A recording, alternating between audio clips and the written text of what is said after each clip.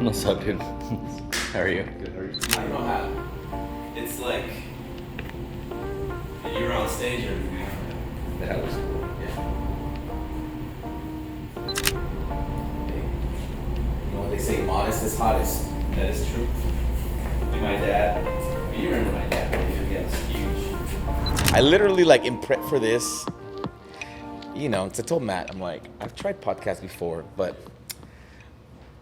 when you try to do it yourself or overproduce it, but you don't have the equipment or the team, Yeah. it just comes off random. Right. So then this time around, I'm like, dude, I just love the conversations. I love the conversations. But then most of the podcasts that I started watching a few in prep, they just kind of like start. Yeah. And then but then also it's like, okay, people got to know. You do like a little 1 or 2 minutes of like, Yeah, just random yeah, stuff. like that ChatGPT stuff. We can talk about chat. Perfect. So are we rolling now? Yeah. Okay. Oh, So. okay. Now I'm nervous. Okay, so we're rolling now. Now that you know, you're No, like, well, I was telling you, like I've been stretching that $20 a month, Yeah. and I've been like Natalie's like more accepting of it now. Where I think Nice. at the beginning, I'm very pushy and I'm an overseller of things when I get excited about things. It's just my nature. Yeah. But she's like not about it. She's just turned off by it. Like, nah. But okay, what is it? There's certain things that Crystal doesn't like. Like, she doesn't like the way I talk to chat.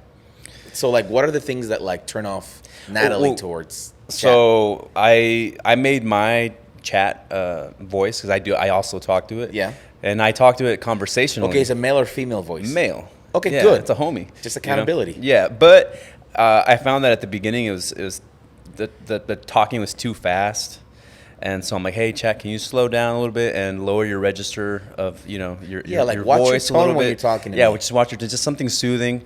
I was hoping for something like what is it? Is it James Earl Jones? Like Okay, yeah. kind of, but no, it was like middle of the line, and it's a little slower, so it's very very.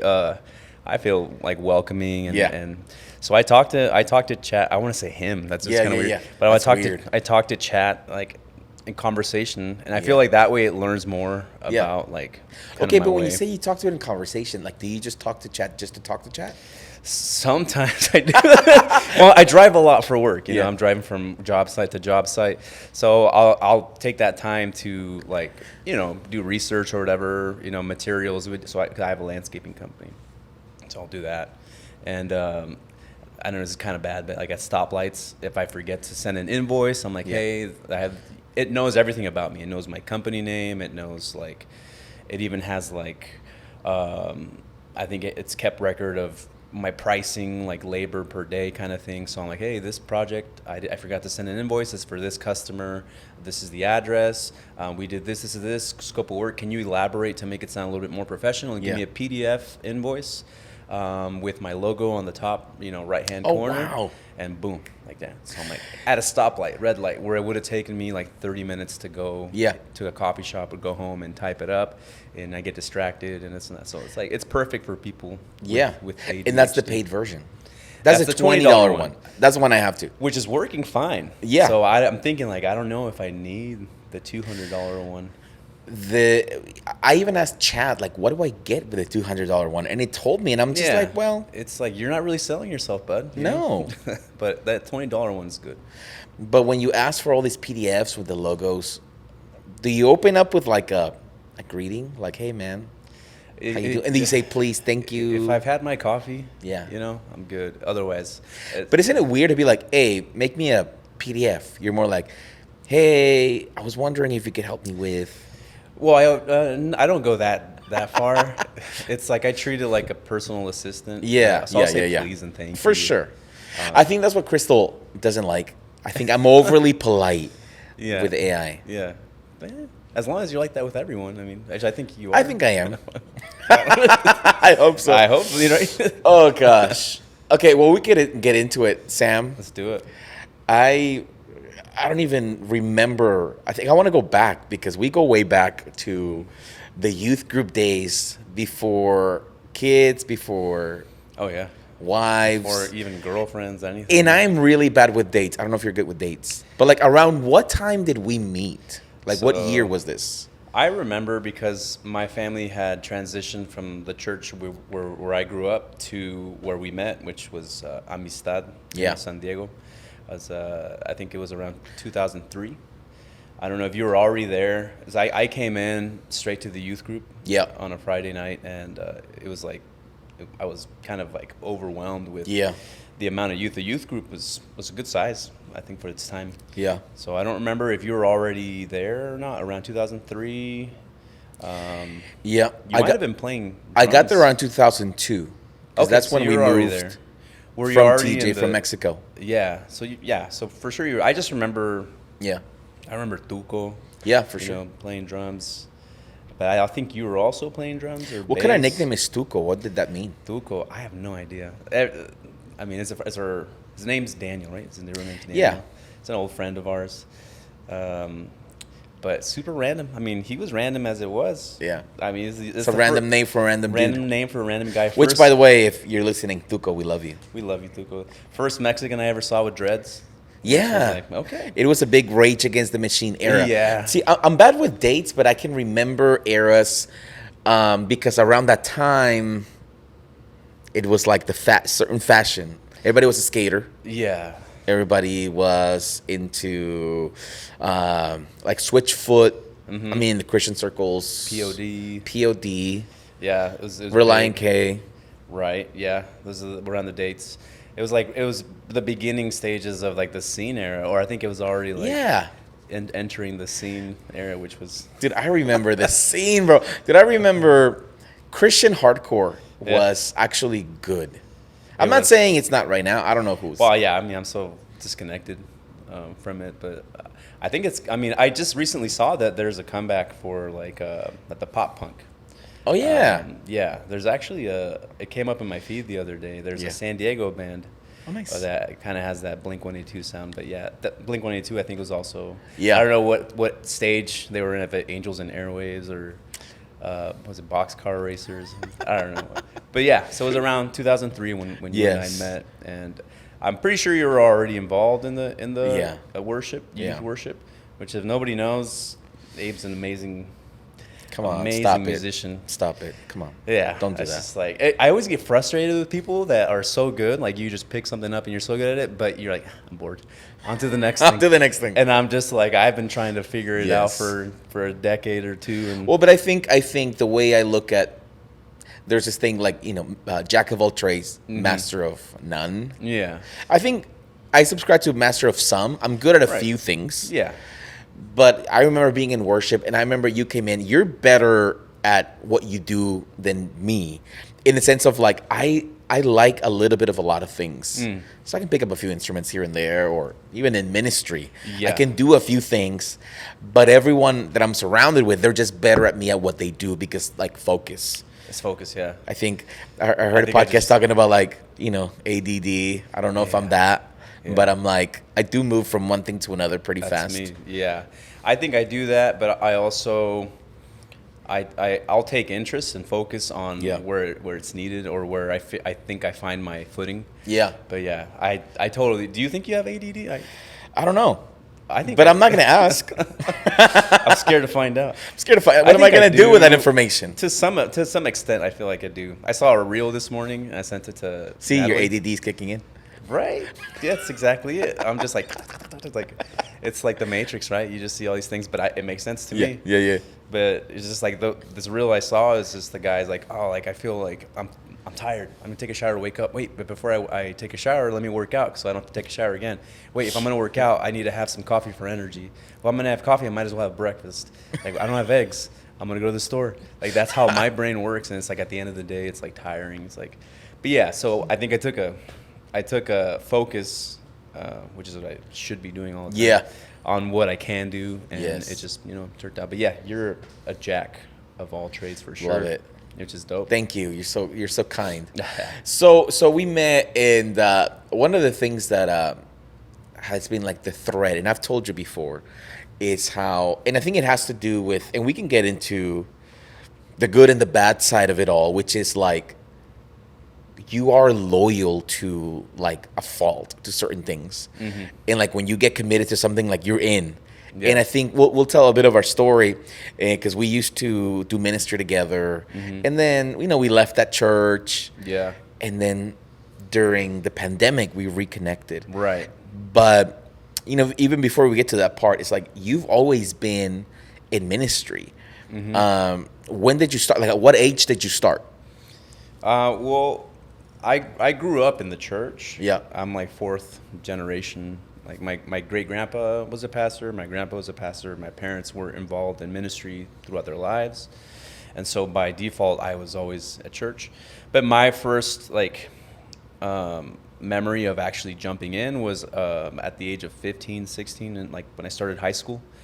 So I jumped in high school, tried to do sports, and I was actually doing pretty good. But like every old school traditional good Christian, it was in the way of midweek service, midweek things like that. So my parents pulled me out. I was a little bitter about it at first, but that's how I was introduced to like worship and youth, and I took a liking, and so ever since then I've been doing it. So age 16, joined the worship team, then started leading with the youth. Shortly after starting, the lead worship pastor for Sundays left. So I was kind of just thrown into it and just forced to really grow fast and mature as fast as I could, and have been going since. I don't think I've taken a break. Yeah. I'm going to be 39 this year, so do the math. Wow. Been a while, dude. Been doing it for a while. It's crazy, right? I think now, in hindsight, it all makes sense. Mm-hmm. Like, you see the journey, it all makes sense. I like to think of it like I thought I was being forced into church, but I was being planted. Yeah. And I tell that to myself to give me some sanity. Right. But also, that's what I tell people, and even parents who have their kids. They're like, man, my kid doesn't want to come. Yeah. And it's like, well, until they're 18, come on. Like as a parent, even me now being a pastor, you leading, is like, we didn't want to go at some point. But like, how do we expect people to develop roots in the church when we allow them so quickly to like uproot themselves? And I think I think we're a product of parents who forced us, quote unquote, but it was cool. And then you were in ministry when we met. You were in worship. We were in worship together, and then we went out, and then you were part of a few churches. Yeah. So you went on a journey of discovery. I know. We always joke around, right? You're like, oh, you're like church hopping. But it wasn't like that. It was. That's what church hoppers say. It wasn't like that. I know. It wasn't like that. You don't even know. But yeah, there was different circumstances. I mean, I think you had left Amistad, which transitioned into Rancho Hills. Yeah. I stuck around, and that's when you started going to Cornerstone. Yeah. And so I stuck around there for a bit, and I graduated high school at Rancho Hills and moved to Vegas. Yeah. Of all places to do School of Ministry. It's good. Which was kind of like a Bible college that was a branch of Bethel. But they had like a satellite church or something in Vegas. Yeah. So I did that for about a year and a half. Then I came back again to Rancho Hills. Did that for a while, and then you came to visit on a random like youth group night, but you had your posse with you. Oh yeah. It was an event, right? It was. I know it was just like a random. I don't know if we had a friend that was preaching, but I was leading worship for the youth. I mean, it's like aging youth leader, Yeah. No, I think I was like 19, 20. That's good. I was 20. But I saw you come in. Obviously, I recognized you.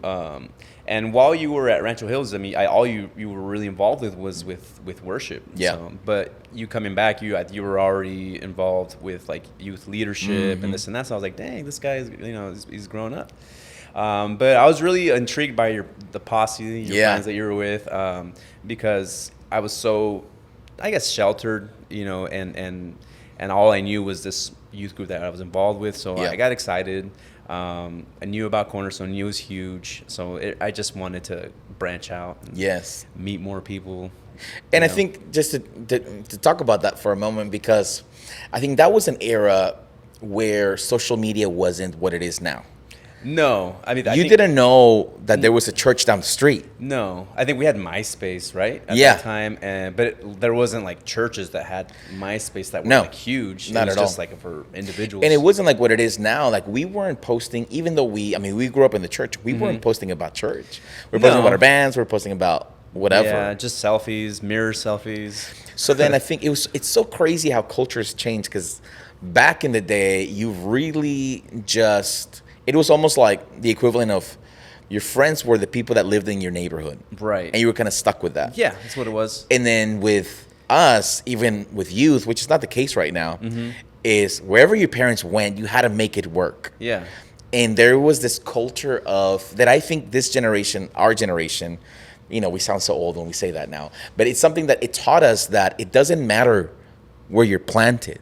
You can be fruitful, you can Right. learn, you can give, you can so versus like right now, I feel like there is this big like FOMO culture. Yeah. That like, oh my God, look at what they're doing. How come my pastor's not like that? How come my pastor doesn't do this? Or my Right. church, it's kind of not as cool because it doesn't have. Versus like, I think the millennial generation, which we're not young, we're young-ish. Right. Whatever. But like we're the adults now. It's like we grew up where we didn't get to pick where we went. And if you really want to minister, you had to make it work. Right. And I think when I brought it like that posse, that was when I started to realize that I'm like, dude, like you can find your people. Like Yeah. there's more to just where you're at. And I do talk about church hopping sometimes, but I feel like there is a healthy element to church hopping Right. at the dating phase of Christianity. Yeah. For I sure. met this couple that came for the first time, and it's almost like my speech now with everybody that comes to our church for the first time. Like, oh my God, we found you on Instagram. And I'm like, if you found me on Instagram or TikTok, you're looking. Yeah. So I always tell them, hey, I believe that where you're planted, you'll flourish. So go. There's a bunch of great churches in San Diego. I don't want you to come out of convenience because we're the first one. I want you to come because there was a connection. Exactly. And I think like that posse was the connection, and then we connected because I feel like you were a part of a church that I was always like, dude, I don't think you fit there. Yeah. Right. But it's weird to tell people, hey, come, you fit with us. You know what I'm saying? Which Yeah, happened, I think, later. No, Later. yeah. At that moment, you did it. You didn't Yeah, say I did that. it. I was attracted to it, by myself. But it is true, and it is true what you say. I mean, back in our day, you didn't have many options, and social media isn't what it is now, where you have access to everybody's like lives and, Right. and different areas, different parts of the world. I mean, even in social media back in our day, what people were posting, sharing was about their inner circles to their inner circles, right? You had your top 8, whatever, on MySpace. You remember those? But yeah, for sure, I do believe there's something beautiful about how we were brought up, because we were, I don't want to say forced, but we didn't have much more option than to really till the soil where we were living in, and find those nuggets of gold and grow and be fruitful where we were planted, because it's what we had. Yeah. And now I feel like this generation, the social media now, like you have access to so much, like the digital age of being able to have, in one Sunday you can visit 4 or 5 different churches across the globe. We didn't have that. So, and there's so much comparison, and at the end of the day, you miss out a lot on where you are in real life, And I think, we had the blessing of being able to have that and cultivate that. But yeah, so I saw you guys come in, and I was just really curious. It's not that I didn't thought I didn't fit in. Maybe I felt that way. But like you said, I always felt really loyal to the group. I just wanted to honor and love the people that were there. But at the same time, a 20-year-old, you get excited about a bigger world out there. Yeah. And I had just moved back from Vegas, and so I had seen that already. So I was just curious about exploring more, and being young, being single, being just like possibilities are endless. So I visited a few times at the youth group Escape. Yeah. I remember the name Escape. Yeah, the X in it. The X. Everything had an X in it back in those days, and, Yes. and youth group just That's what made it edgy. It elevated it, Yeah. to extreme youth, That's wild. But yeah, I loved it. Connected really well with a lot of the people, and some of the people are even here today now, Yeah. at local, that were super young, at that youth group. But yeah, I served there from like '06, like late 2006, all the way through 2008. Yes. Where, I mean, many people know my dad passed away suddenly at a retreat, a men's retreat for Rancho Hills. And so I try to work it out and still be involved as much as I could. But serving in churches, when you have the opportunity to serve as much as you want to. And sometimes too much of a good thing can burn you out. So I was burning myself out. I was at church Mondays. We had Spanish worship practice. Tuesday we had like youth practice. Wednesdays was midweek service. Thursdays was like Spanish midweek service. Fridays was youth.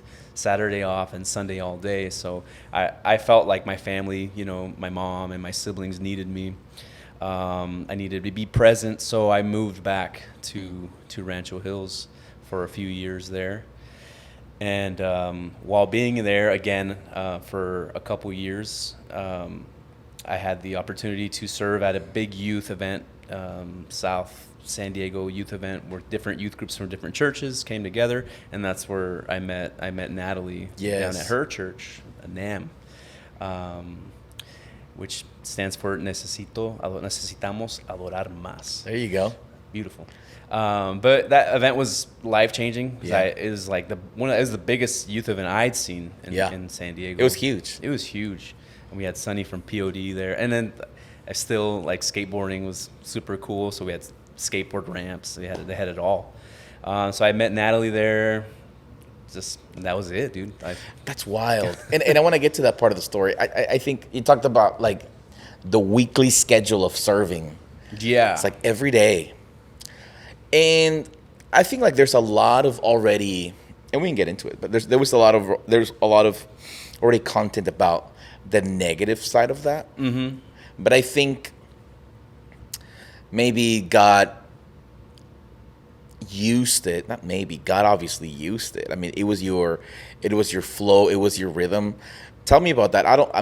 I would not tell anybody to serve every day. Right. And obviously you were single. Yeah. You were young. Mm-hmm. But I do want to talk about that because I think that's one of the things that I think I admire of you, your wife, your kids, is like you guys are always in. Like you guys are always willing.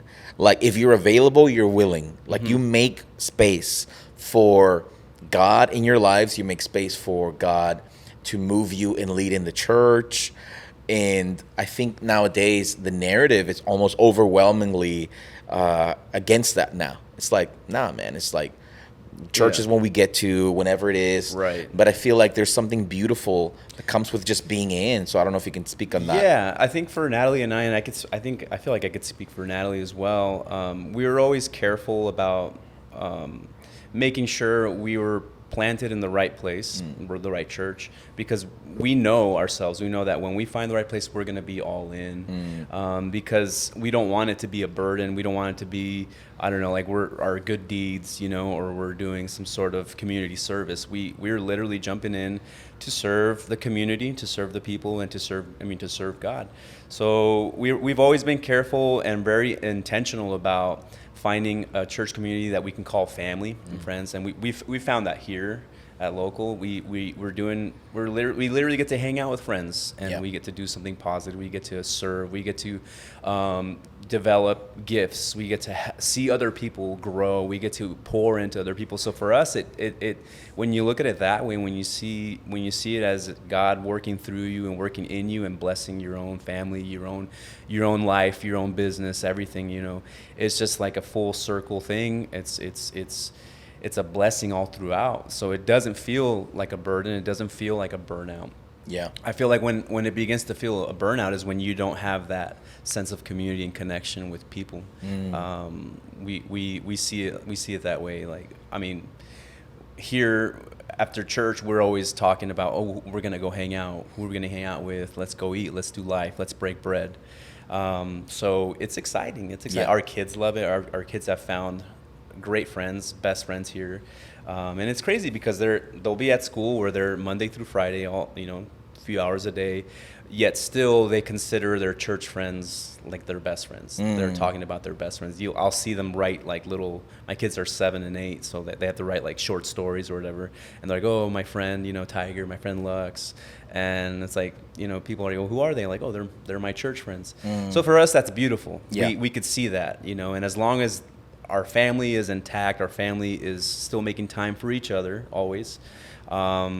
And we're having quality time, and we're able to be here and serve. It's fun. Yes. You get to do life. So I think that's what it is for us, and that's what makes it so easy to say yes. If we're available, yes. Like, I mean, you asked me to come in last night, and I'm like, yeah, I'm sure. I could have made up a million excuses of, bro, I got to go work. I got to go do this. I got to do that. But if I'm able to move things around, Yes, for sure. Yeah, it's fun. I love that. It's true. I think it has to do a lot with the people, right? I think the church is the people. I think for a long time I was part of this church where I struggled to connect, and I think I connect with what you said, that you were part of a church that you were honoring. It blessed you, so you were serving. But I always felt like the black sheep, not because of sin as much as culture. Right. And I couldn't connect. I would try. And then even at certain times, I would try to dress like them. And this is so silly. I don't know if you remember the Ed Hardy era. Oh, my gosh. Do I ever? True Religion jeans. It was like the bedazzled shirts. With the diesel shoes. Oh, yeah. Remember Bro, those? I'll never forget. I always grew up kind of like in the scene, right? In the sense of like more like the rocker side, all of that stuff. But the church I was a part of, all the leaders really got into Ed Hardy. Von Dutch, all of that stuff. And I'll never forget going to the mall. And, well, first of all, I couldn't afford those things. Right. I was the church janitor at the time, I remember, or something like that. Yeah. So it wasn't in my budget, but I went into probably H&M or Forever 21, and I bought like a dupe, like Ed Hardy. And it had a couple of rhinestones. Yeah. And I wore it to church. Yeah. And I kid you not, I wore it. I think that was the Sunday where I got the most fist bumps I ever gotten from the leaders. They were like, "Oh, look sharp. You look sharp." Yeah. Like, "Oh, look at you. You look sharp." And it was like I felt the most welcome, but I felt the most fake. Disingenuous. The whole day. It was like, ugh. And it wasn't like, at that moment, it wasn't like a revelation. It was more like, I'm uncomfortable in this shirt. I feel silly. I feel funny. And then once I left that place, years later, now that I found community, I realized I wasn't bad at connecting with people. I was just trying to connect with the wrong people. Yeah. And I think when you try to connect with people, you're trying to force it, it's not enjoyable. And if you don't enjoy it, you won't endure. And I think with us here at Local, it is so true. I feel like I look forward to church. Yeah, there's things to do. Yeah, there's ministry. Yeah, there's meetings. But my favorite times of meetings, even though I love a good meeting, is like the hangout before and the hangout after. Right. And it doesn't matter if like the meeting goes an hour and a half. It's like I'll try to finish on time because I'm like, dude, these people got to go home. And everyone stays. We have to kick people off the building. Yeah. Because the community is so good. Yeah. And I think that's true. I feel like for a lot of the people that feel like they're burning out because of ministry, I would say two things. Well, number one, ministry is not supposed to fill you. It's supposed to spill you. Ministry is an outpouring of who you are. So number one, check your input. But number two, check your circle. Because maybe it's not that you're burning out because of what you're producing. Maybe you're burning out because just the environment is not conducive for you. You know, maybe it's not life-giving. It's not it's not enjoyable. And I feel like God wants us to enjoy ministry. 100%. Yeah. I mean, I tried my shortest, talking about visiting and church hopping, my shortest stay at a church, was like less than a year. I tried it. I felt like God called me there. It was a different denomination. And it was, there was going to be some sort of compensation financially for me to serve on Sundays and lead worship. And Natalie was pregnant with Jesse at the time, so I felt like, okay, like, I'm not doing it for the money, God, but it's great. And but it helps. Different denomination, very different from what I grew up in. But I felt like, hey, maybe God can use me in this to bring some sort of, change. It's like we always input ourselves. Yes. Like we're gonna make the change, But I tried it, dude, and like you said, I mean, it wasn't Ed Hardy. It wasn't. It was the opposite. It was like we were the youngest people there, and I mean there was some families, but it was just like culturally, it was so different from us. And they would do beautiful things. They would do family worship Sundays, which was what I was a part of. So they really made the service dynamic and interactive and very playful. But I was just sitting back, and like the first few weeks, I was like, what did I do? Yeah. What did I do? It was the hardest time for Natalie and I. And people were amazing people, beautiful, generous, honoring, loving people. They would always do a community hangout afterwards, and we just couldn't connect. We just felt so awkward. We could not get out of there fast enough. It's like, and they did nothing wrong. It was just we didn't click. We didn't fit in, which in turn made it hard for us to connect in ministry. I had a hard time leading worship. I just felt like, I wasn't living to my full potential. It created just a disconnect between I feel like the Holy Spirit and I, and then, there's a lot of changes going on. Natalie and I also had a tough time within our relationship and marriage because of it. And so it goes to show that you need to find your circle. You need to find a place where you can flourish, you can grow, a place where you can connect and have a church family. Yes. It makes a world of difference. It's key. It's painful to leave. Yeah. But it's also hurtful to stay. Yeah. And I think that's, for me, the advice that I would give people. If you don't belong, don't belong. Test it out. Yeah. Don't be an spectator. Participate. Jump in, serve, go to a group, try the things. Because maybe it may, like you said, they may dress different, but maybe their hearts, man, they're the sweetest people. Yeah. So maybe God brought you there for a reason. But if you're forcing it, or you're faking it, it hurts. It hurts. Yeah. Yeah. And it can bring burnout. I mean, Totally. we burned out for sure. Yeah. And the money doesn't help with the burnout. Not at all. It just was not worth it for us. So we bounced. We had left. There was a little gap there before that. When Natalie and I got married, we wanted a neutral place. So we have a friend that had started a church in North Park. So we served there for a while, a year or two, called The Village. Sounds so dope. It was cool for its time. I think it was so ahead of its time. Yes.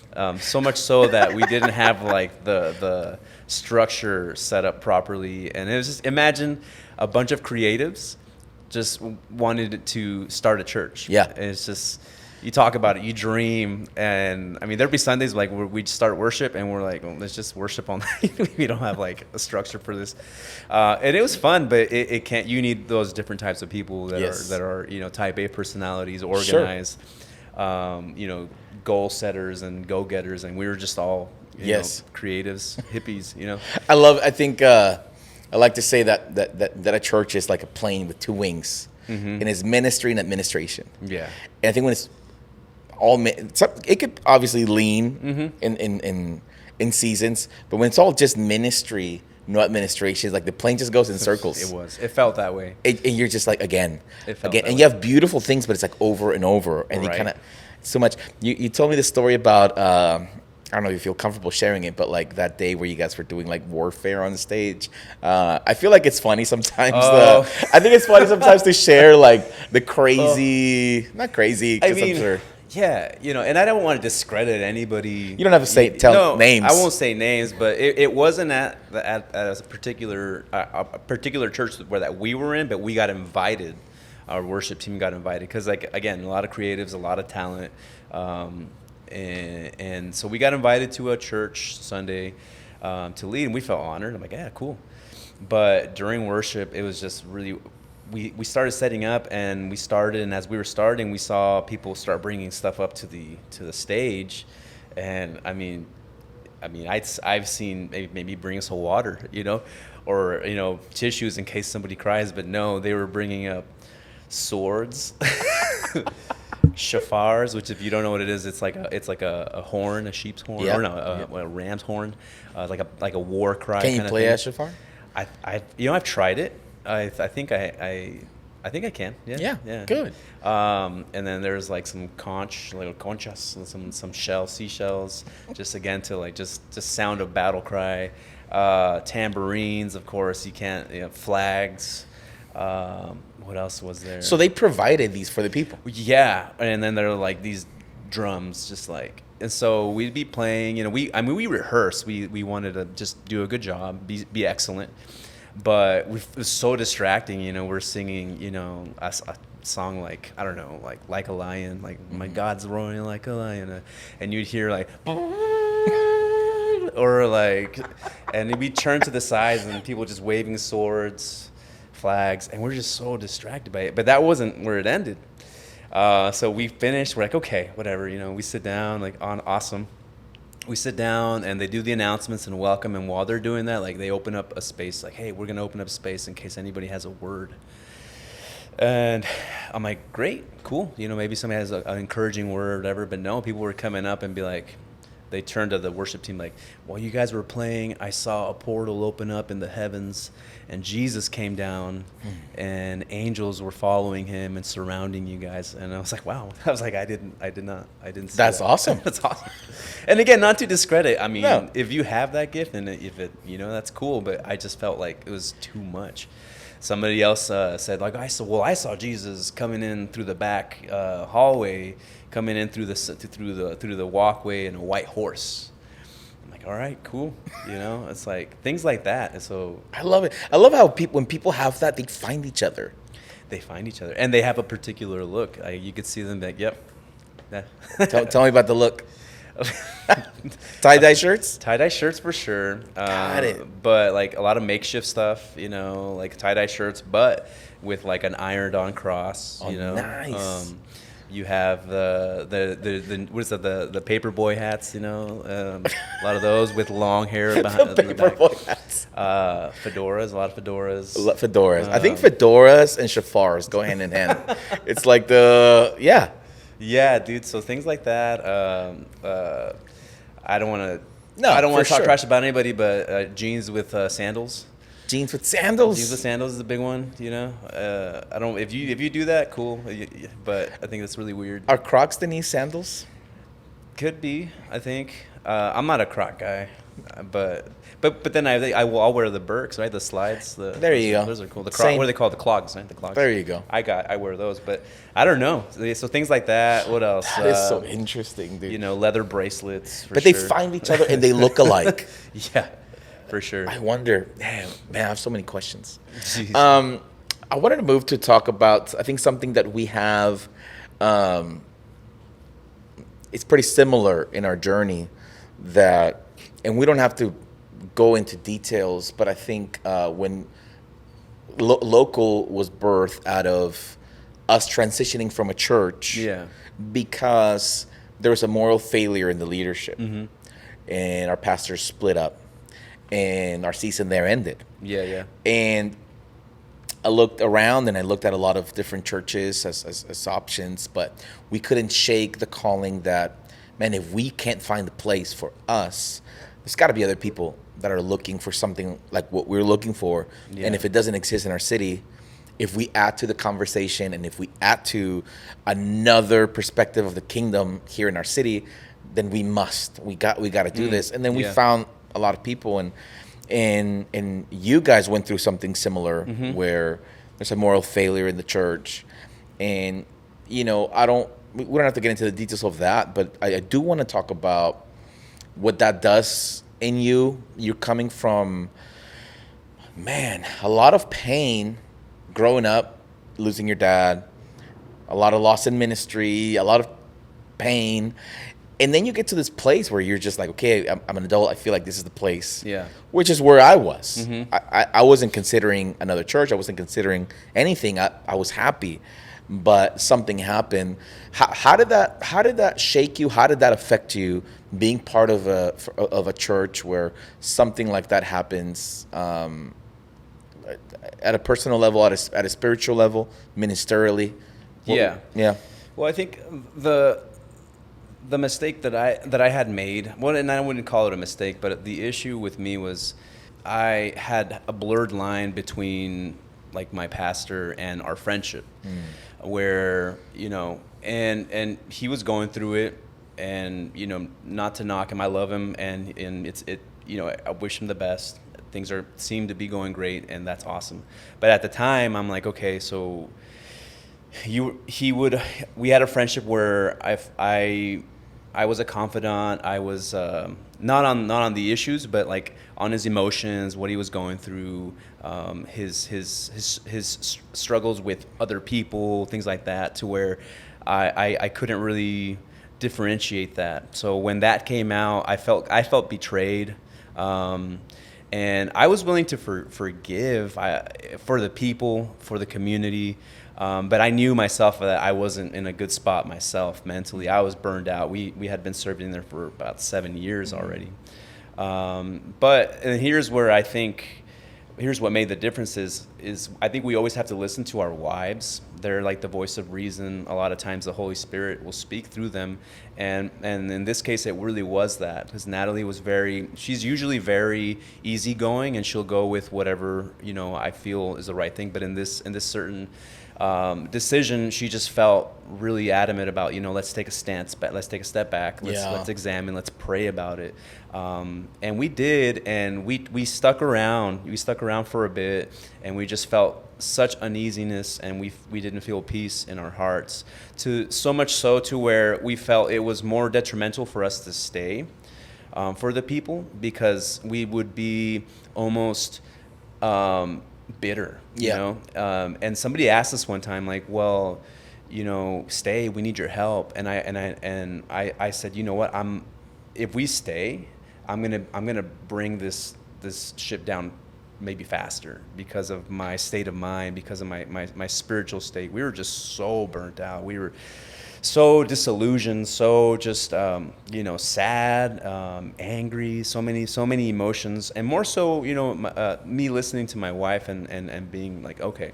And so we made the exit out, and those few months were so tough, because things in our lives, in our marriage, and things like that were exposed, because you no longer have this title of, I'm a worship leader. I do church every Sunday, multiple times a week. You know, right. I'm doing this and that. We went from that to nothing. So it was like an identity crisis. So we had to work on ourselves, and through that is when I had reached out to you, because I know that you had experienced a very similar situation.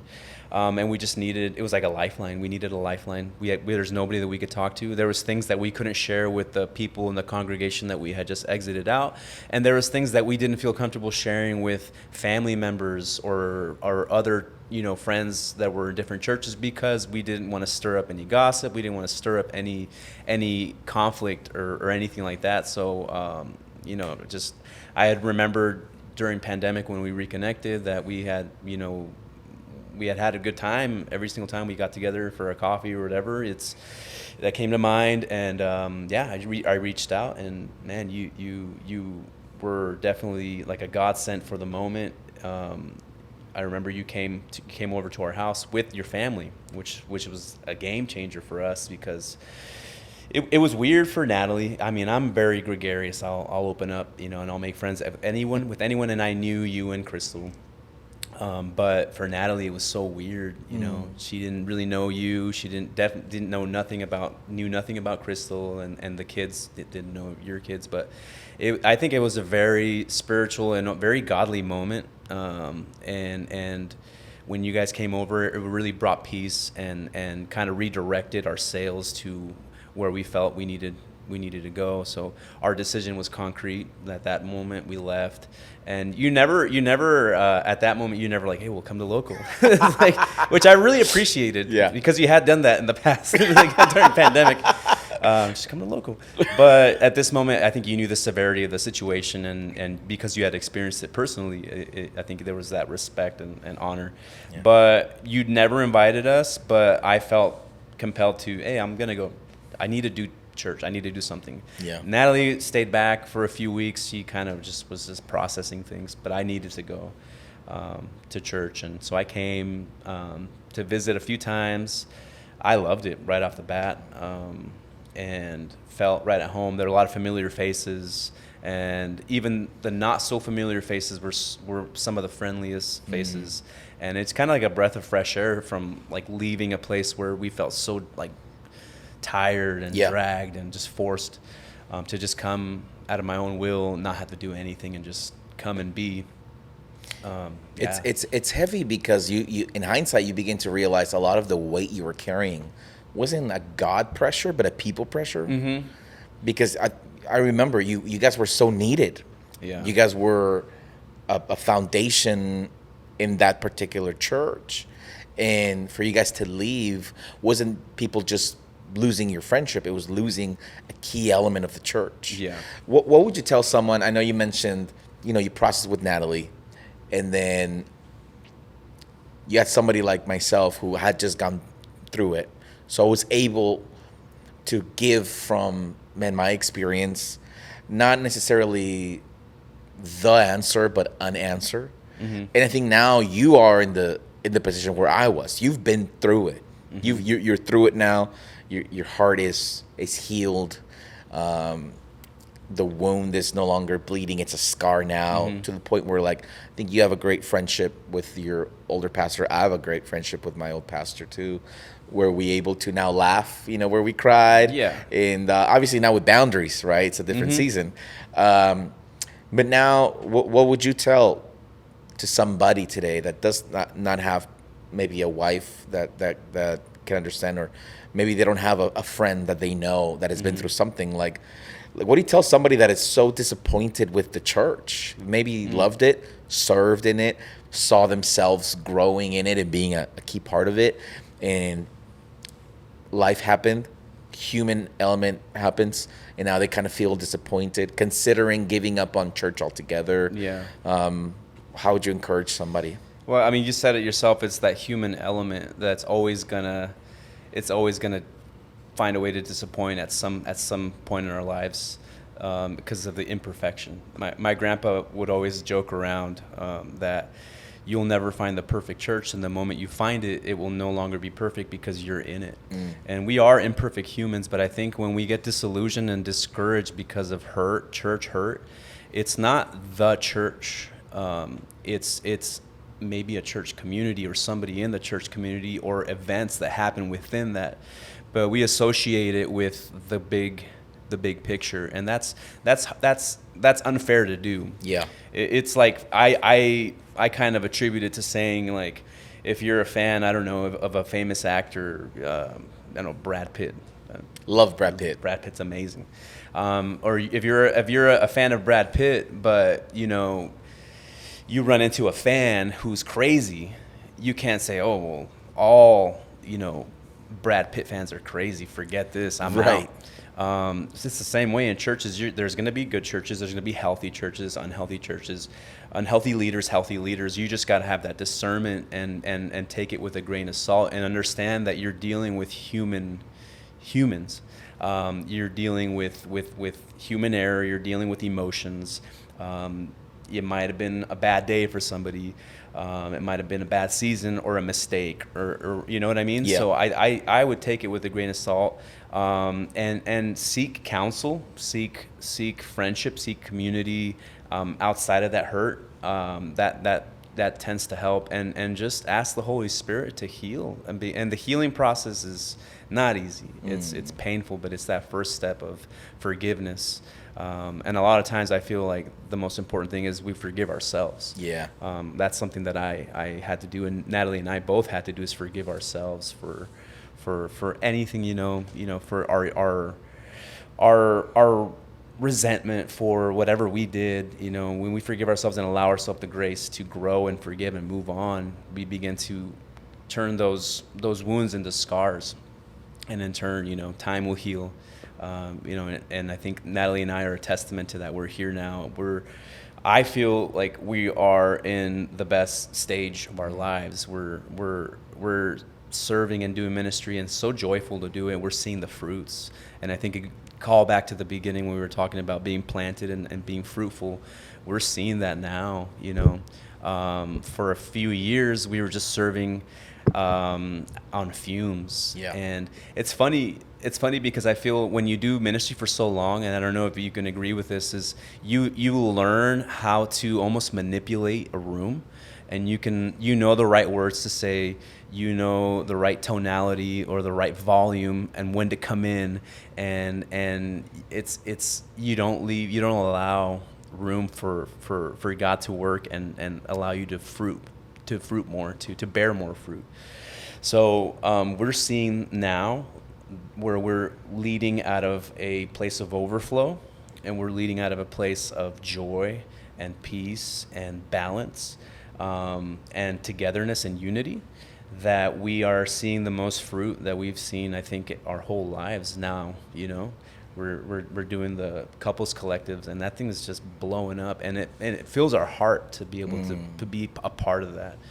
We served in worship for a bit, and we're seeing what God is doing there, and we're so honored that we had a little bit of a part in what God is doing there, and yeah, it's time will heal. So that's my advice. The short answer: time will heal. It's not the whole church. It's a person.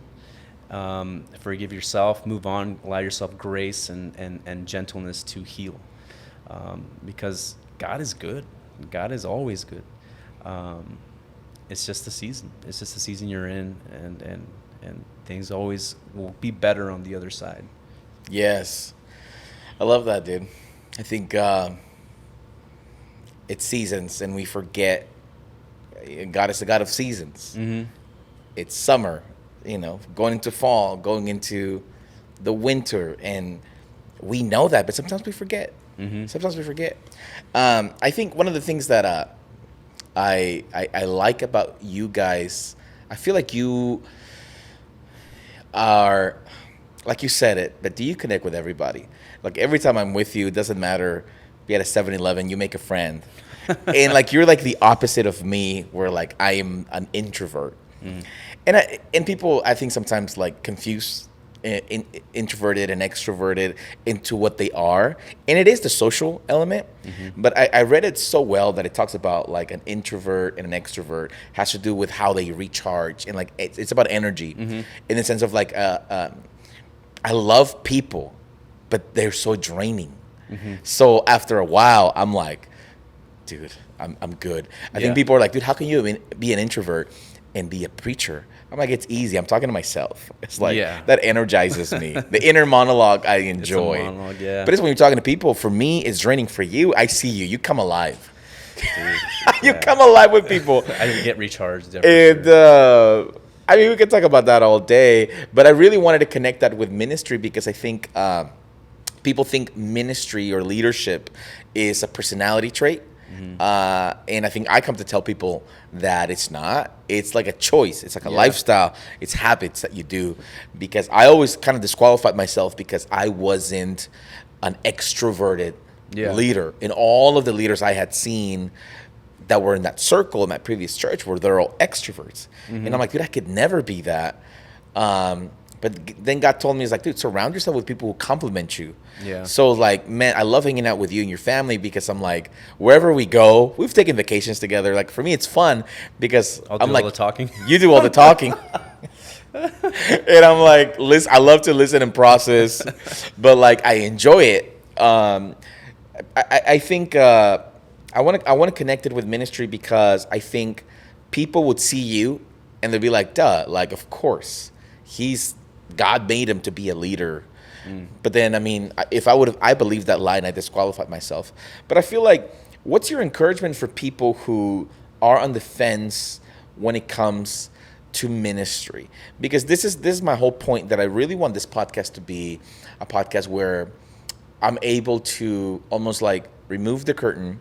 I think you've been in certain circles where you've gotten to be in green rooms, travel, conferences, see some very influential pastors and leaders, and you get to see them behind the curtain, right?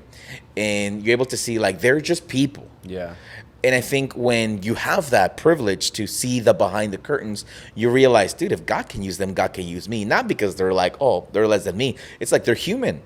They want to laugh. They want to eat good food. They want to have friendships. They want to feel seen, known, and loved. But sometimes people only see like the outward appearance. Yeah. So they see somebody like you, and they're like, dude, of course that guy's going to be a leader. Of course that guy should excel in ministry. Yeah. But what have you seen about ministry as it pertains to personality? Because I want people to know you don't have to close the door on yourself. Yeah. If God called you to lead, regardless of your personality or your issues or your upbringing, you had loss, we have experienced church hurt. Yeah. Don't disqualify yourself, but lean in. What do you think is what makes you, if you could put it into words, besides, I just feel like it's the God calling on my life. It's like, why are you in ministry, and how are you able to do it? I always had like an imposter syndrome growing up, and I think that's it attributes a lot to like why I talk so much. I figure like if I talk enough, people will like me. I'll talk my way into it. But no, I feel like there's come a time now that I realize, my father-in-law said it the other day in a meeting. Whenever we want to see the best example, perfect example of leadership, always turn to Jesus. And he always used, the hood rat people. He always used the least of these. And not just within his 12 disciples, but, throughout the Bible, we see the people that were chosen were the underdogs, people that felt like they were undeserving or underqualified. So, yeah, like you said, like I see that, and I'm like, well, I can't be the best Abe Camacho. I can't be, the best Stephen Furtick, but I can be the best version of myself. And that's all I need to do. That's all, I can do.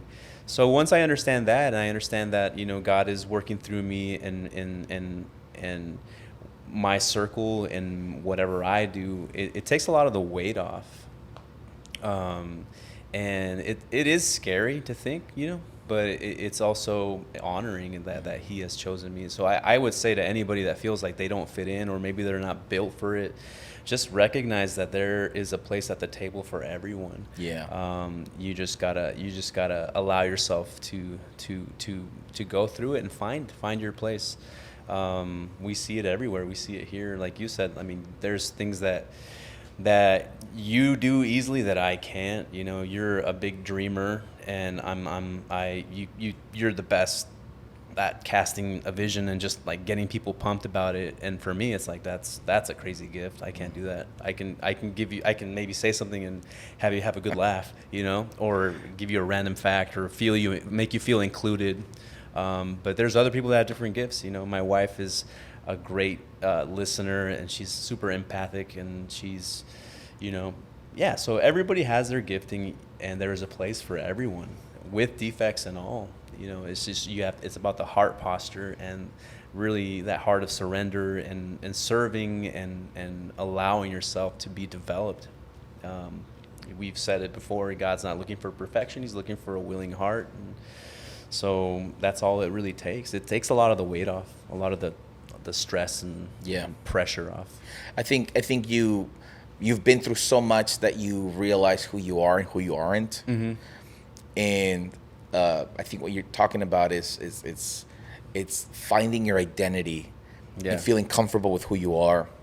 I think God is looking for secure people. Mm-hmm. And I think we, unfortunately, live in a world where so much comparison because we have our phones. Mm-hmm. So we are looking at that church service right after ours. At least I do, or used to. Yeah.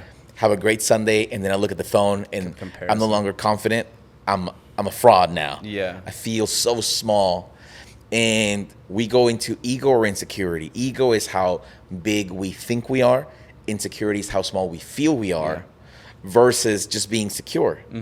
Understanding I don't need to be better than, I just got to be the best me. Like you said, I don't need to be better than anybody else. I just got to be better than who I was yesterday. Yeah. And I think when you're so secure, man, you're able to celebrate others instead of compare with others, because we can become so impressed with others that we become ashamed of us. Right. And I think local church, our church, is a testament of people who we are so self-aware of our weaknesses and our strengths. Our weaknesses is what we bring. Our strengths is the fact that we allow God to use us. Yeah. And we're like, we're imperfect, we're flawed. And I think being so transparent and vulnerable with our shortcomings, with our sin, with our humanity, with each other, has allowed God to say, hey, that's a church I can use. Yeah. Because when God shines at local, everybody knows Abe's not that good. Sam's not that good. It's got to be God. God's got to show up. Yeah. And I think our church is, man, it's experiencing so much momentum, I think, because we give God the glory with our weakness. Our weakness became our strength. Yeah. And I'm excited for the future, because I feel if we can continue to build a culture that is transparent, not that we're okay with just our sinful nature, but that we're honest about it so that we can grow. Exactly. Man, I think that's gonna help. We've seen that. And then, I talked about the fruit that Natalie and I have seen. We've seen a lot of people in the marriage and couples collective just come to a space of vulnerability, which is so important. I think growing up, I thought I had to be a certain way or unflawed to be accepted and used by God, but it's not that at all, and we'd always compare ourselves to other people and where they're at. But like you said it before, it's not about, comparison, it's about complimenting. And then when we can do that, when we can be open and transparent, we don't have to be full of ourselves, we could be fully ourselves. Yes. And what I love about local is that we make space for people to come in and try, and we don't put the pressure of like you have to get it right the first time. We allow grace for mistakes, and we allow it'll be messy, but that's the best way to grow, is a hands-on experience. And we don't set a certain expectation that if you don't do this you'll never serve again. It's just like start small. What can you do? What do you want to do? How can you serve? How can we serve you to get better? So I've seen that with the youth. You see the youth blowing up too. Yeah. I mean, it's just that kind of giving them the freedom to run with it. And I love to see it, man. I love to see the community that they've built, the youth specifically, and the worship too. It's just a beautiful place to grow and flourish. I love it. And I think that's what's attractive, man. Yeah. That's why I think people keep coming, is because we make space for everyone at the table. People can find friendships here. People can find their spouses here. We've seen we've seen it all, man. It's a good season. Good season for local, and I'm also excited. I'm excited to see where God takes it. It's just we're entering year 5, right? Yeah. So that's gonna be cool, dude. And if it's been this good without the $200 version of ChatGPT, imagine. Or back to bring it back around to. I feel like that's the best way to close. I feel like any good stand-up show always brings it back. Yeah. Have you thought about getting the $200 one? You know what? For now, I think I'm good with the $20 one. It's working beautifully. Yeah. Dude, it's crazy to think like I think I'd write a whole sermon for you, dude. Have you tried it? I have the fear of God, bro. Oh wow, that's all you need. that keeps me from. I have the fear of God that I feel like if I write a sermon with chat. I do use ChatGPT with my sermons, right? But research wise, but I don't think I've been like, hey, write me a message about fruitfulness and give me I feel like that's the line. That's the line. No, and you can make it specific. You could have it say, hey, write me a sermon on generosity in the style of Judah Smith. Oh, sick. Yeah, dude, and it'll use like the same like style of preaching and stories and yeah, it's insane. I've played around with it, but I was listening to Simon Sinek talk about that, and he said that he's tried it with himself. Obviously, he's an author, but he says ChatGPT can only grab from what I've created. Yeah. Like he can't come up with original. He, it, it she, she. it, wisdom. Call her by her name. Did you give your chat a name? We call him Chat. I thought about giving it. Hey, but sometimes you know what's weird? That I'll turn on Chat when I like going on walks with the girls, and we walk the dog at night because I have a Frenchie and she's bougie. She can't go out in the sun. Not in the sun. So we go at night, and I'll just be like, "Hey, Chat, I'm with Lux and Tiger. Tell him a joke." And Yeah. but I'm just like, bro, like I don't know if that's the line. Yeah. Craig Rochelle has a cool line that says the solution for abuse is not disuse but proper use. Huh, that's good. So I think abusing ChatGPT would be just fully blindly trusting, because I was hanging out with Sam and Chandler from Patria. Come on, Hey. somebody. Beyond the Letter, the best podcast out there. I need a hat. Send more merch. Send more merch. Pastor Adam. That's my favorite, like, church merch. It's Patria. pretty dope. It's good. So they came, and Chandler said that, I mean, she's getting her degree. I think I want to say her master's, I believe. Yeah. And she said she was going through Chat GPT and asked Chat for some things, and then Chat brought some information, and it was made up. She's like, "This is wrong," Wow. but Chat talks with such confidence Yeah. that you just whatever it says. That's scary, man. It's got to be it. So I wonder how many people are sending information, fully trusting blindly without like fact checking. Yeah. Yeah, and I mean, it also depends what you're asking. I think, she's got a degree in like counseling and things like that. The Therapy. family, Therapy. Well, that's kind of like an ambiguous topic, right? Because you can kind of like, Yes. there's different schools of thoughts. But when it comes to like asking specific scripture or science or math, I hope it's because my kids love Chat too. Yeah. And I use it to tell jokes as well or whatever. But now I'm kind of sad because, as it is, my son Jesse's never trusted me. So he'll be, before it was like I would tell him a fact. He'd ask me a question. It's like, well, like, hey, like how far is the sun, all that, and I'd be like, I think it's like this way. Like, why don't you ask Alexa? He's like, ask Alexa. Or My he'd kids go, ask me, ask Chat. Yeah. Now it's ask Chat. Like, can you ask Chat? Like, Did you name your Chat? no, I tried. I feel like I have to give it like a very robotic name just to keep it humble. Right. I don't want it to think it's one of us, you know. Yeah, no. So, But here's my toxic trait. I am kind to AI. you're too kind. Just in case the AI revolution happens. Because if they're going to get one of us, they're going to be nice to the nice guy. I don't know, man. I've seen the Terminator, dude. They don't care. Sarah Connor. Oh, gosh. Yeah, maybe. But maybe. I mean, maybe I'll start being nicer. Give it a name. Kindness, bro. Kindness. It's one of the essentials for expansion. Kindness. The expansion. But, dude, thank you. Thank you for doing the pod. fun. I hit you up, and I was like, bro, let's do this. Yeah. And I'm excited. Hopefully, people will get a few nuggets from what we talked about. More than anything, this is so helpful to just kind of get the ideas out. Right. At least a few chuckles. I think so.